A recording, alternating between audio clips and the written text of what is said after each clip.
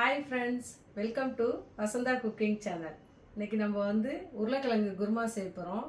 சப்பாத்தி, பூரி, பரோட்டா, இட்லி, தோசை எதுக்கு வேணாலும் சாப்பிட்லாம். அதை எப்படி செய்யலான்னு பார்க்கலாம் வாங்க.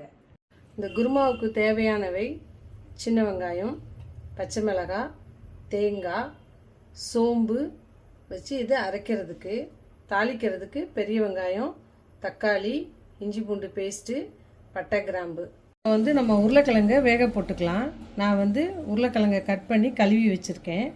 இது வேக போட்டுக்கலாம்.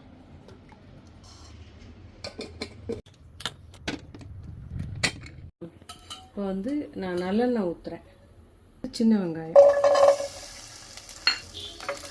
இதை நல்லா வதக்கி வச்சுருக்கேன். இதுக்கு தேவையான பச்சை மிளகாய், இதை அப்படியே போட்டோன்னா வெடிக்கும், அதனால் உடச்சி போடுறேன். இந்த அளவுக்கு வதங்குச்சுன்னா போதும். குருமா தாளிச்சிருவோம். இப்போ நல்லெண்ணெய் ஊற்றிக்கிறேன். கடுகு, இப்போ பட்டை, கிராம்பு, ஏலக்காய், அதோட சோம்பு போடுறோம்.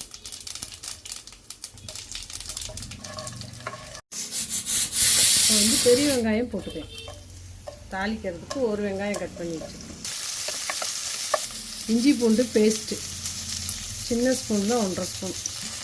நல்லா பச்சை வாசனை போக வதக்கிக்கலாம். தேவையான தக்காளி,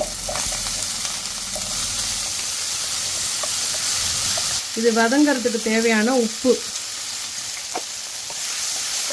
இது இப்படியே சிம்மிலே வதங்கிட்டு இருக்கட்டும். அதுக்குள்ளே நம்ம அரைக்கிறது என்னன்னு பார்ப்போம்.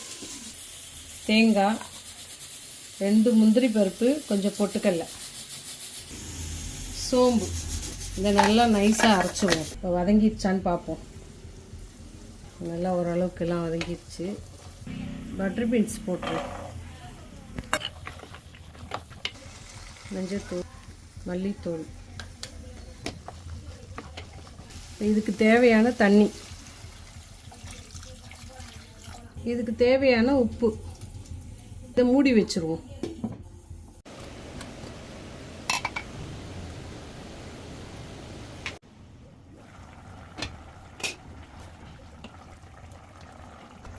இப்போ இந்த மசாலாவை இதில் போட்டுருவோம்.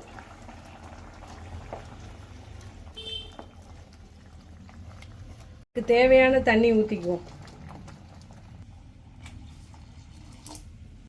உருளைக்கிழங்கு போட்டுருவோம். இதில் அப்படியே கையிலே அப்படியே ஊற்றி விட்ருங்க. அவ்வளோதான்.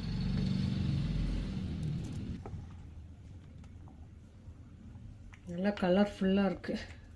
மூடி வச்சுருவோம். நல்லா கொதிக்கட்டும்.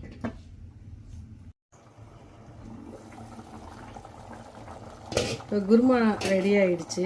மல்லி இலை போட்டு இதை இறக்கிடுவோம்.